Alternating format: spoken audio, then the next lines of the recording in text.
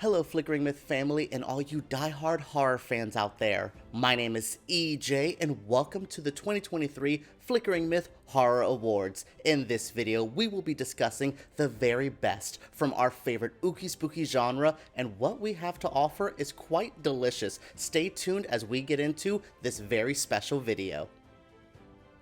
Hello and thank you all for watching. So I am so excited to dive into this straight away. As we come to the end of the year, we have to reflect on horror. The horror genre has been great to Flickering Myth. We're in production of a new film. I cannot wait for you all to see The Baby in the Basket, but also the community has been so nice to us. Horror fans always tune into the Flickering Myth reviews. We also have to give back now. This is the moment where we shine lights on the best horror films. We give the horror community something to get into. We all love an award show, but we know horror movies are never making it to the Oscars, so let's give it its own time to shine. In this video, we will be discussing things like our traditional awards, our best actor, best actress, all those jazz, but we also had the I can't believe this movie was a hit this year. We have Camp Classic of the Year, but to kick things off, let's get into the Horror Hall of Fame. Every year, we're going to be looking at an icon of the horror genre. Who really gave us the thrills, the chills? Who makes us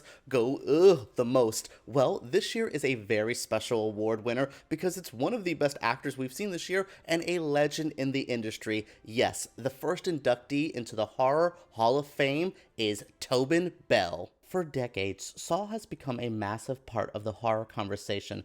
Praise or critiques, it's been a powerhouse force in the industry, and at the center of the films is the infamous John Kramer. Brought to life by Tobin Bell, it's rare to have a modern horror villain have such a part of pop culture like Jigsaw has, and I genuinely believe no one could have brought this character to life like Tobin Bell did. That's proven in Saw X, as the actor gives his best turn in the franchise to date. Seeing Tobin Bell chew up the scenery in every moment of that movie was a delight, and it felt long overdue. However, his legacy runs much deeper than just this year. Since his turn as the powerhouse Jigsaw in the original Saw film, he has starred in countless indie horror films, instantly giving it a bit of credibility with his presence. Tobin Bell is easily and undoubtedly one of the best actors in horror working today, and it's wild to think at the age of 81, he's still doing such vital and critical work that makes us love him so much more.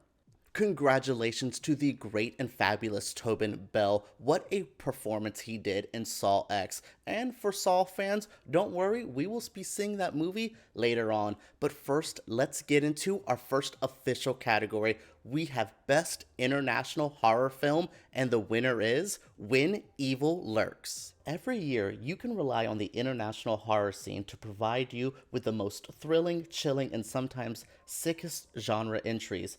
This year was no different, with one of the most wild films of 2023 coming from Argentina and coming in the form of the twisted When Evil Lurks. Nothing can prepare you for what you'll see in this film, featuring a handful of the most shocking moments of the year, and hell, honestly, some of the most shocking things I've seen in quite some time. The film has its moments of feeling a bit strange within its own logic, but you're so enamored by the madness to even notice those small little faults. As one of the highest rated horror films on Rotten Tomatoes this year, When Evil Lurks is a critical and audience darling, which is rare in horror, especially when it comes to extreme horror movies. When Evil Lurks is a unique spin on possession and demonic films, giving it a bit of a different edge and keeping something fresh to keep us going back to it. It's truly a must-see experience. Special shout out to our runner-up for Best International Horror Film, Godzilla -1. Though Godzilla fans, much like Saw fans, wait a little bit longer because there's an award coming your way. But let's get into the Camp Classic of the Year. What was our campy movie? As a campy movie fan, you know this category means a lot to me. So our Camp Classic Horror Film of the Year is Megan. You shoot me down, but I won't fall. I am titanium. You can't keep a good doll down, which is proven again in 2023. Not only is Chucky still dominating on television, but Megan entered pop culture with a brute force not often seen. The adorable blonde killer doll was everywhere this year, making this camp-loving fan very happy, and wow, what a marketing campaign. Thankfully, the movie backed up its almost perfect marketing campaign and gave us many good moments in the actual film. It's a bit messy and chaotic, but there's still a polished charm that helps it avoid the "it's so bad, it's good" category, which doesn't make something campy to me. Megan actually works as a good watch and not just a cheap little gimmick to sell some tickets to teens. The premise didn't break any new ground, and it could have been a bit scarier, but it's still refreshing to see a studio be able to capture a sheer what the hell quality that many of us horror fans are craving these days. Shout out to Megan, one of my favorite movies of this year. It may not be the best horror movie, but as a gateway horror film, as a killer doll movie, I can't really complain. The runner-up for Camp Classic of the Year was Slotherhouse, which is the killer sloth movie.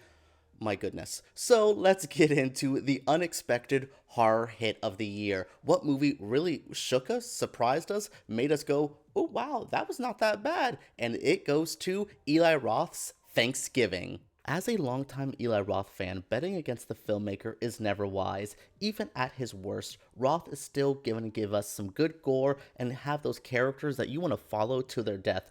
Thanksgiving has both of those. It's a bloody mess, and there's some serious they need to die characters. Leading up to the film, many were expecting a mindless post-Halloween season slasher, and I can include myself in those naysayers, but what Eli Roth cooked up and served with Thanksgiving is a far more intelligent and twisted than you would ever expect. The film also got some positive traction in the mainstream, with a solid audience score and some decent box office return. Roth is already giving us another plate of this horror goodness as a sequel is confirmed, and that helps back this up as how much of a hit it was in 2023. I don't know how many of us were expecting Thanksgiving to be as bloody and as fun as it was, but shout out to that. The runner-up in this category was totally killer. A throwback, Back to the Future style action slasher, fun comedy. It was not that bad. Amazon, you have a good selection of horror movies. I really want to see what Amazon has for us next year, but let's get into our main categories. Now we have Best Director, and that goes to Danny and Michael Philippou from Talk to Me.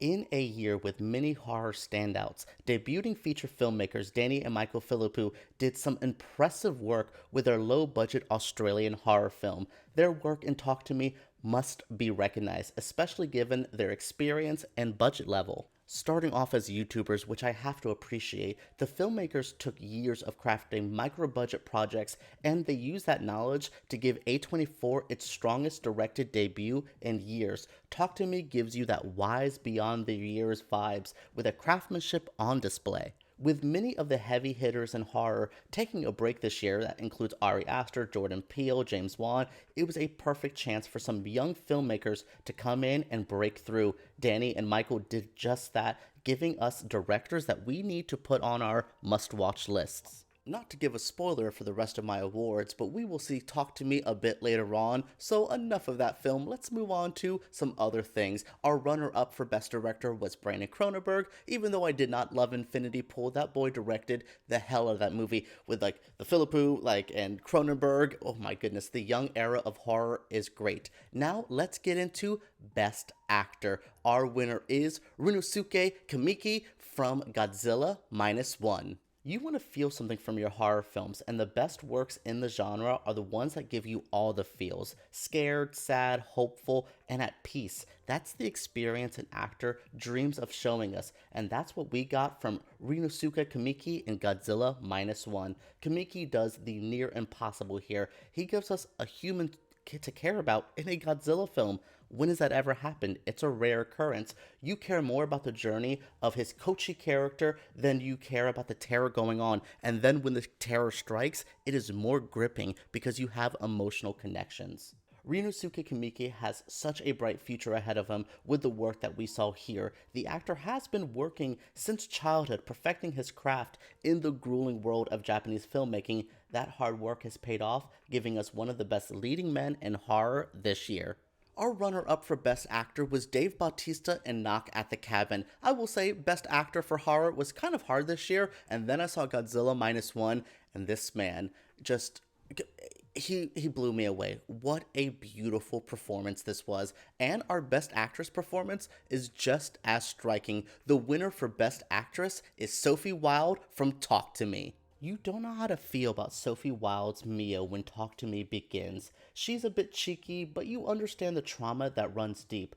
All of that is showcased quickly in the film, and far before even her best work begins to kick in. By the time Wilde gets rolling, she's unstoppable. The young actress is relatively new to feature films, but that did not hinder her ability to carry the supernatural film easily. From possession to obsession, Wilde delivers every emotion perfectly. Mia is a complex character, and you can see that where a more established actress could have struggled with this, but that's what makes Sophie Wilde even more memorable. She gives us something to get into, and that's a hard performance to deliver. Horror fans will want more from this actress and even from this character in the future and as soon as possible.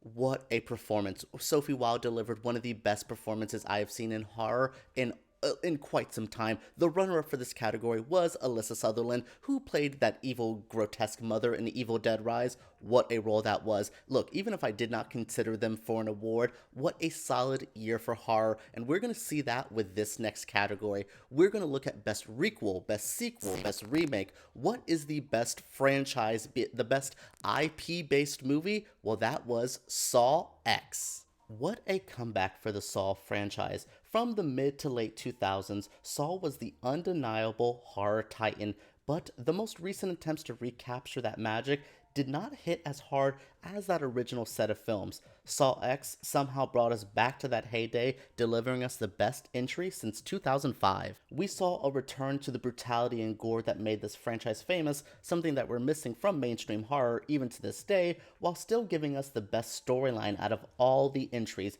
It's a tricky balancing act, but they definitely nailed it. With a follow-up to Saw X just announced, we can see the filmmakers feel a bit more confident in the franchise, which they should be after crafting such a welcomed return to form.